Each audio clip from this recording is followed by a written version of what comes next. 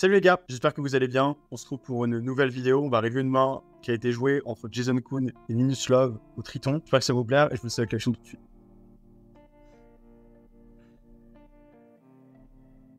Alors, on se retrouve sur un board 5-5-4. Ici, c'est un board sur lequel on doit être très passif. Comme vous avez vu, il y a 5 joueurs. Vous pouvez dire, mais qu'est-ce que Linus fait avec cette 5 off? En fait, ils ont fait un no-look limp quasiment toute la table. C'est pour ça qu'il y a des ranges assez... Linus qui décide de miser à 5000 directement au flop. C'est pas une super mise ici. On pourrait se dire, bah, il faut miser pour deny des overs. Mais en fait, on a un 5. Ça ne sert à rien de deny roi valet. Et ensuite, on va juste isoler contre des 5x meilleurs. Donc, le bet de Linus qui est pas exceptionnel. C'est pas mauvais non plus. On bet small en 5 ici, surtout avec une table avec beaucoup de joueurs récréatifs. Du coup, on va avoir un très bon bet check et call si jamais tous les joueurs décident de bluffer. Donc, je suis ok, mais je pense qu'il va faire un petit peu moins cher. Alors, toute la table décide de checker. Donc ici, quand Linus bet, le call de Phil Nagy est trop loose, le call de Jason Koon vraiment border, et le call de Hunson, bien sûr, est très mauvais.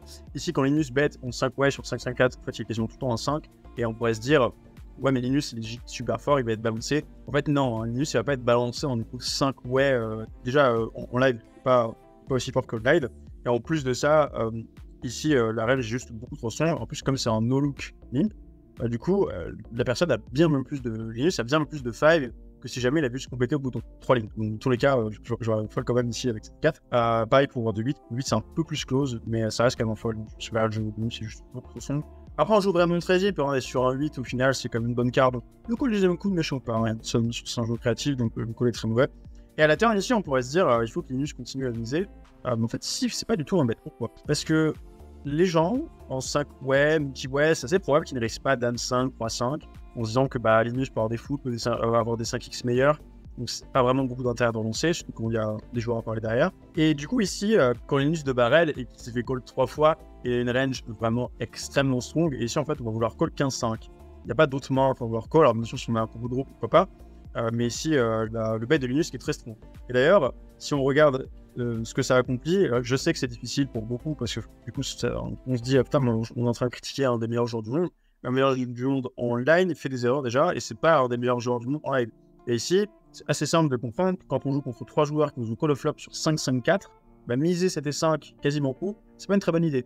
On va juste se faire call par des meilleurs 5, par des straights, et donc, je ne vois vraiment pas l'intérêt du bet. Je ne vois vraiment aucun et je pense que c'est un très mauvais bet de la part de Linus. Et si jamais on veut bet en 5, fine. Par contre, il faut bet un plus petit size. Parce que ici, quand on bet très cher, on va juste faire fold tout ce qui est en bas, mais ça coûte que par mieux. Donc il faut absolument faire 30 000 $.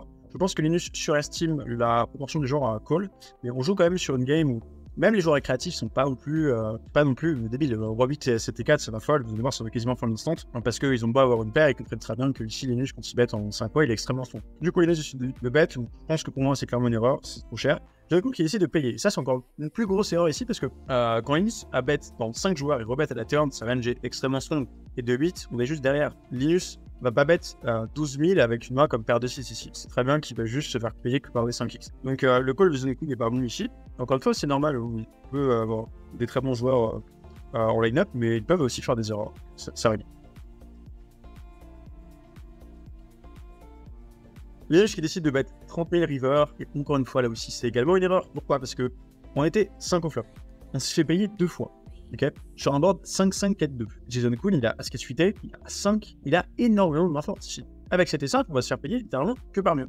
Si jamais les autres coups font une main comme de 8. Moi, à la place de Linus, j'imagine même pas de 8 en face. Donc ici, le seul play potentiel avec 7 et 5 qui a un peu tiré par les cheveux, c'est de bet pas cher et de se dire que Jason Koon ne ligne pas paire de 4, paire de 2, parce que je crois que lui a regardé ses cartes en bout.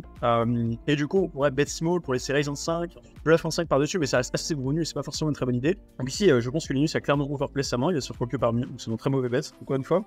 Et Jason Koon qui réfléchit avec 2-8.